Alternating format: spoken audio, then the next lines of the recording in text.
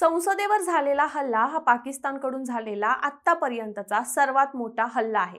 भारतातील सर्वोच्च नेत्यांना संपवण्याचा हा प्रयत्न होता, हे वाक्य आहे तत्कालीन गृहमंत्री लालकृष्ण अडवाणी यांचं आणि संदर्भ होता 13 डिसेंबर 2001 रोजी संसदेवर झालेला हल्ला।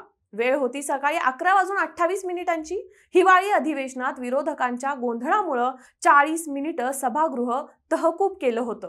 त्यावेळचे पंतप्रधान अटल बिहारी वाजपेयी आणि विरोधी पक्षनेत्या सोनिया गांधी हे आपल्या आपल्या शासकीय निवासस्थानी गेले होते। मात्र गृहमंत्री लालकृष्ण अडवाणी हे त्यांचे सहकारी मंत्री आणि सुमारे 200 खासदारांसह संसदेतच उपस्थित होते। पुढच्या 1 मिनिटात संसदेच्या गेट नंबर 11 मधून पांढरी अँबॅसिडर गाडी भरधाव वेगाने आत आली। गेटवर असलेले सुरक्षा रक्षक जगदीश यादव गाडीच्या मागून धावत होते। तेव्हाच समोर उभे असलेल्या उपराष्ट्रपती कृष्णकांत शर्मा यांचे सुरक्षा रक्षकही गाडीला थांबवण्यासाठी धावत आले।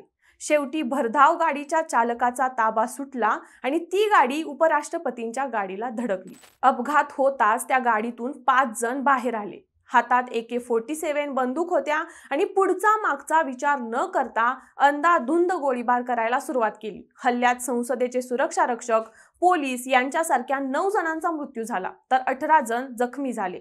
संसदेत घुसण्याचा प्रयत्न करणाऱ्या एका आतंकवाद्याला गेट नंबर 1 वरतीच मारण्यात आलं तर इतर 4 गेट नंबर 4 मधून संसदेत घुसण्याचा प्रयत्न करत होते। त्यांच्यातील 3 तिथेच ठार करण्यात आलं आणि 5वा आतंकवादी गेट नंबर 5 वर ठार केला गेला। या सगळ्या हल्ल्यातील हल्लेखोरांची नावं काय होती तर हमजा, हैदर, राणा, रणविजय आणि मोहम्मद।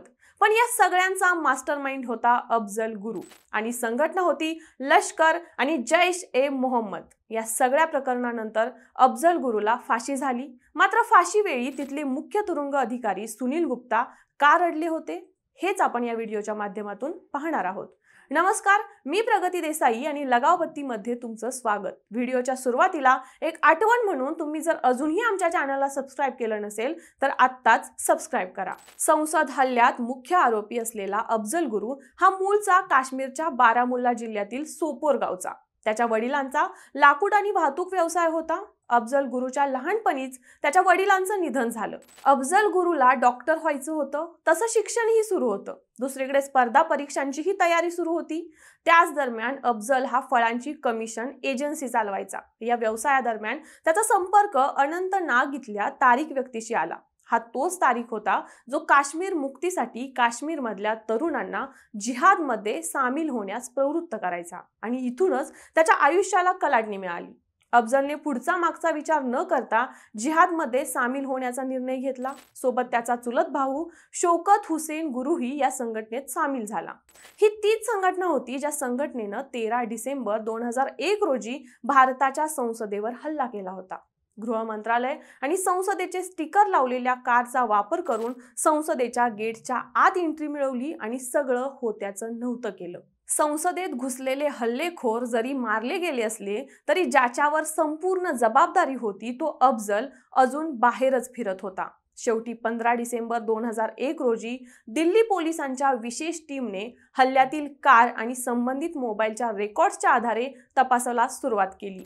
अखेर श्रीनगरमधून अफजल गुरु, त्याचा चुलत भाऊ शौकत गुरु, शौकतची पत्नी अफसान गुरु आणि SAR गिलानी यांना अटक केली। तब्बल 1 वर्षानंतर म्हणजेच 18 डिसेंबर 2002 रोजी परिस्थितीजन्य पुराव्यांच्या आधारे विशेष न्यायालयाने अफजल गुरु, त्याचा भाऊ शौकत गुरु आणि प्रोफेसर गिलानीला फाशीची शिक्षा सुनावली। तर शौकतची पत्नी अफसान हिला आरोपींना लपवून ठेवण्याच्या आरोपात दोषी ठरवून 5 वर्षांची शिक्षा सुनावण्यात आली। हा मामला सुप्रीम कोर्टात गेला। तिथे 4 ऑगस्ट 2005 रोजी सुप्रीम कोर्टाने अफजल गुरुच्या फाशीची शिक्षा कायम ठेवली तर प्रोफेसर गिलानी आणि अफसान यांची निर्दोष मुक्तता केली। दुसरीकडे शौकत गुरुची फाशीची शिक्षा रद्द करून 10 वर्षांचा कारावास सुनावला। यावेळी 20 ऑक्टोबर 2006 रोजी अफजल गुरुला फाशी होणार असंही ठरलं। पण त्याआधीच 3 ऑक्टोबर 2006 रोजी अफजल गुरुची पत्नी तबस्सुम गुरुने भारताचे तत्कालीन राष्ट्रपती APJ अब्दुल कलाम यांच्याकडे दया याचिका दाखल केली होती, ज्यात सुप्रीम कोर्टाने गुरुच्या फाशीच्या शिक्षेवर पुनर्विचार करण्याची विनंती केली होती। दया याचिकेवर राष्ट्रपतींनी गृह मंत्रालयाकडून अहवाल मागवला होता। गृह मंत्रालयाने तो दिल्ली सरकारकडे मागितला, पण दिल्ली सरकारकडून 4 वर्षांपर्यंत त्यावर कोणताच निर्णय झाला नाही. परिणामी फाशीची तारीख पुन्हा पुढे ढकलली. शेवटी 3 जून 2010 रोजी दिल्लीचे तत्कालीन उपराज्यपाल तेजिंदर खन्ना यांनी अफजलच्या संबंधित दया याचिका रद्द करण्याचा अहवाल राष्ट्रपतींकडे पाठवला. दुसरीकडे डिसेंबर 2010 मध्ये शौकत गुरुला त्याच्या चांगल्या वर्तणुकीच्या कारणाने त्याची मुक्तता करण्यात आली. शेवटी 9 फेब्रुवारी 2013 रोजी सकाळी 8 वाजताच्या सुमारास अफजल गुरुला फाशी देण्यात आली. गुरुच्या फाशीची माहिती एका पत्राद्वारे त्याच्या कुटुंबियांना देण्यात आली होती. मात्र फाशीच्या 2 दिवसानंतर कुटुंबियांपर्यंत निरोप पोहोचला. या फाशीची माहिती फक्त 3 डॉक्टर, एक मौलवी, जेलर, सुप्रिटेंडंट आणि जल्लाद अशा लोकांना होती. फाशीच्या आदल्या दिवशीच गुप्ता तुरुंगात पोहोचले होते, जेणेकरून कोणती तरी धावपळ सुरू आहे हे इतरांना समजू नये आणि वादविवाद होऊ नयेत, यासाठी ही खबरदारी घेतली होती. आदल्या दिवशीच फाशीचा दोर तपासणे, जल्लादाला बोलवून घेणे, अंतिम संस्कार करण्यासाठी मौलवींना पाचारण करणे, डॉक्टरांना सोबत घेणे अशा गोष्टी पूर्ण झाल्या. आता दिवस आला फाशी देण्याचा.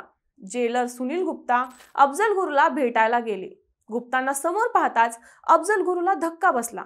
त्याने शांतपणे विचारलं, आज फाशी देताय? त्यावर सुनील गुप्ता म्हणाले, तुला कसं कळालं? त्यावर गुरु म्हणाला, कालपासून मला सगळ्यांपासून वेगळं ठेवलं गेलंय. त्यात तुम्ही भेटायला आलाय त्यावरून समजलं. तेव्हा सुनील गुप्तांनी होकार दिला. सोबतच घरच्यांना काही संदेश देण्यासाठीही सांगितलं. गुरुनेही उर्दू भाषेत आपल्या हस्ताक्षरामध्ये आपल्या घरच्यांसाठी संदेश लिहिला. याच दरम्यान सुनील गुप्ता आणि अफजल गुरु यांनी एकत्र चहा पिला. चहा पीत असताना आपण दहशतवादी नाही, आपण देशासाठी काम करत असल्याचं स्पष्टीकरण गुरुने सुनील गुप्ता यांना दिलं.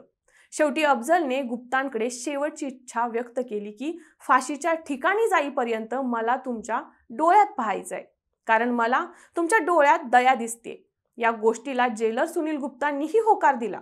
अफजलबद्दल माहिती देताना सुनील गुप्ता म्हणतात की अनेक जणांना फाशी देण्यात आली, त्यावेळी प्रत्येक जण रडतो, दया मागतो, एक संधी मागतो, पण आपल्या शेवटच्या क्षणी अफजल गुरुने 1966च्या बादल चित्रपटातलं गाणं म्हटलं. गाण्याचे बोल होते, अपने लिए जिये तो क्या जिये, तू जिये ए दिल जमाने के लिए. याचा अर्थ असा होतो की आपल्यासाठी जगण्यात काय अर्थ आहे, जर जगायचं असेल तर समाजासाठी जगा. गाणं म्हणताना त्याच्या आवाजात भीती नव्हती. त्याच्यासोबत असलेले सगळे पोलीस कर्मचारी आणि अधिकारीही ते गाणं म्हणू लागले. ठरल्याप्रमाणे फाशीची वेळ जवळ आली आणि अफजलला फाशी देण्यात आली. कायद्यानुसार फाशीच्या 2 तासानंतर अफजलचा मृत्यू झालाय की नाही हे डॉक्टरांना तपासायचं होतं.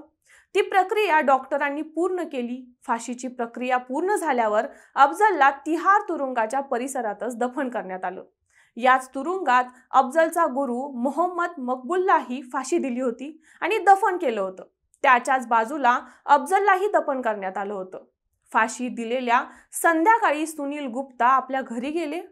अफजल गुरुचा चेहरा, त्यानं म्हटलेलं गाणं, फाशीवर लटकण्याआधी त्याने आपल्याकडे पाहणं आणि तुमच्या डोळ्यात दया दिसते हे वाक्य सुनील गुप्तांना संपूर्ण दिवस आठवत होतं. घरी जाताच सुनील गुप्ता आपल्या मुलीला आणि पत्नीला मिठी मारून रडू लागले. तेव्हा त्यांच्या पत्नीला दिवसभर घडलेल्या संपूर्ण प्रकाराची चाहूल लागली. तिहार जेलमध्ये घडलेला हा प्रसंग तिहार जेलचे तत्कालीन जेलर सुनील गुप्ता यांनी द लल्लन टॉपच्या एका कार्यक्रमात सांगितला होता. बाकी हा किस्सा तुम्हाला कसा वाटला हे आम्हाला कमेंट करून नक्की कळवा आणि अशाच माहितीपूर्ण व्हिडिओंसाठी आमच्या लगाव बत्ती या YouTube चॅनलला आत्ताच सबस्क्राईब करा.